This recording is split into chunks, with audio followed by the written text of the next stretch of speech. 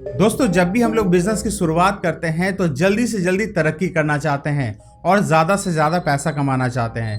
तो हम लोग जब बिजनेस की शुरुआत करते हैं, हम लोगों ने प्रोडक्ट बना दिया या फिर कहीं से प्रोडक्ट परचेज किया, अब उसे हमें सेल करना है रिटेलर को या फिर होलसेलर को या फिर डायरेक्ट कस्टमर को।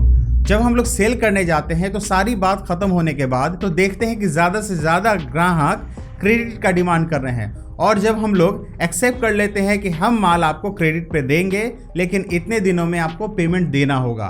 10 में से अगर 7 ग्राहक को आप अगर क्रेडिट पे माल देते हैं तो आप ये तय मानिए कि उसमें से 4 से 5 ग्राहक आपको समय पे पैसे वापस नहीं करेंगे।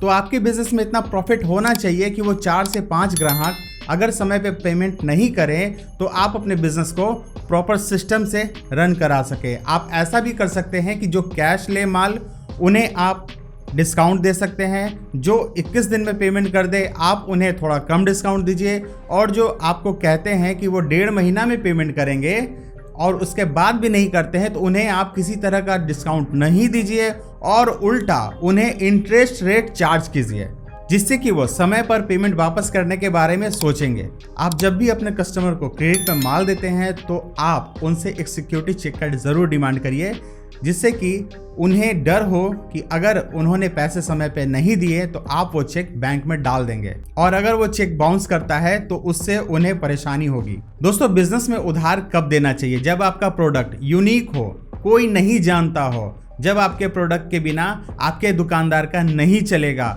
कोई और उसे नहीं बेचता हो, आपके प्रोडक्ट में बहुत ज़्यादा प्रॉफिट हो, जैसे कि पानी से आप पैसे कमा रहे हो, या फिर आपको पैसे वापस लेने की पूरी ताकत हो, सबसे लास्ट आपके पास ढेर सारे पैसे हो, डूब जाने के बाद कोई फर्क नहीं पड़ता हो, तो आप अपने बिजनेस में उधार दोनों हाथ से दे सकते हैं। दोस्तों, आइए अब जानते हैं कि बिजनेस में उधार क्यों नहीं देना चाहिए। जब आपका बिजनेस नया हो, जब आप अपने प्रोडक्ट में कम प्रॉफिट लेकर चल रहे हो, जब आप ग्राहक को नहीं जानते हैं, जब आपके पास पैसे कम हो और आप अपने बिजनेस में तरक्की करना चाहते हैं, आपके पास पैसे वसूलने के साधन नहीं है, ना ही ताकत है, तब आपको अपने बिजनेस में उधार नहीं देना चाहिए।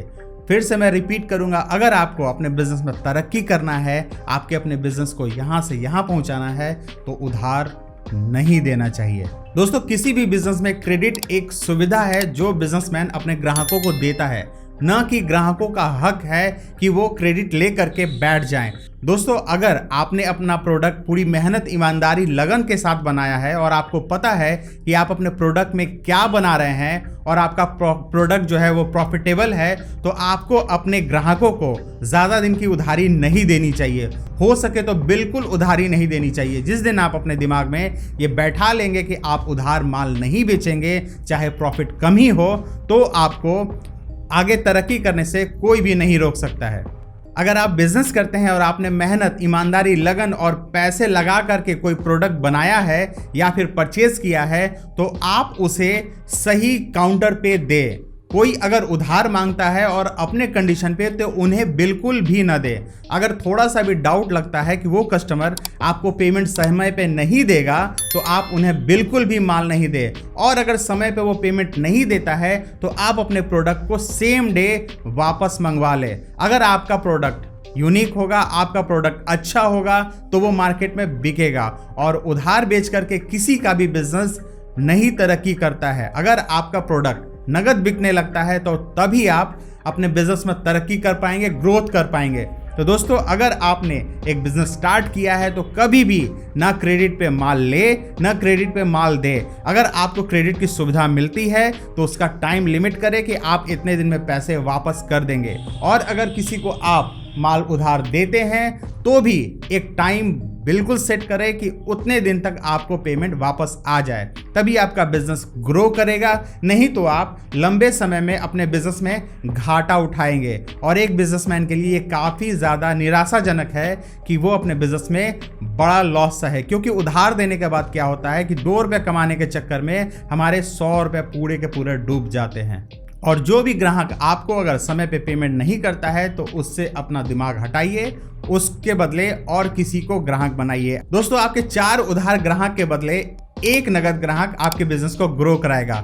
अगर आपने 4 ग्राहक को उधार दिया उसका प्रॉफिट और आपने अगर एक ग्राहक को नगद बेचा उसका प्रॉफिट सेम हो जाता है, क्योंकि लॉन्ग टर्म में आपके जो ग्राहक हैं उधार वाले वो आपके पैसे को और ज़्यादा दिनों तक रखेंगे। और अगर नगद में कोई माल आपसे परचेज करते हैं, आपसे आज परचेज किए, आज पेमेंट हो गया, उससे क्या हुआ, आप अपने पैसे को रोटेट कर सकते हैं। और जो 4 उधार ग्राहक है वो आपके पैसे को 1 महीना 2 महीना तक रखेंगे, जिससे कि आपका बिजनेस में पूंजी कम हो जाएगा। और जब पैसे कम हो जाएंगे तो उसके बैंक इंटरेस्ट लगेंगे, उसके पीछे आपको दौड़ना पड़ेगा, आपका सिस्टम उसमें इन्वॉल्व हो जाएगा, जिससे कि आप उसमें पैसे कम कमा पाएंगे। तो दोस्तों, ग्राहक नगद पकड़िए और अपने बिजनेस को ग्रो कराइए। उधार वाले ग्राहक अगर समय पर आपको पेमेंट करते हैं, वैसे ही ग्राहक को पकड़िए।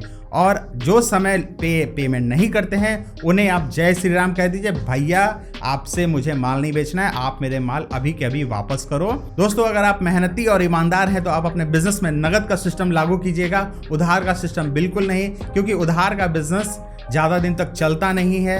अंततः आपका 25% डूब ही जाएगा पैसा मार्केट में। तो दोस्तों, इससे बचिएगा उधार से और नगद में धंधा करने की कोशिश करिएगा। आज के वीडियो में इतना ही। अगर आपको ये वीडियो पसंद आया तो लाइक कीजिएगा, चैनल को अभी तक आपने सब्सक्राइब नहीं किया तो जल्दी से सब्सक्राइब कर दीजिए। मिलता हूँ अगली वीडियो में, तब तक के लिए जय बिजनेस, जय भारत, नमस्कार।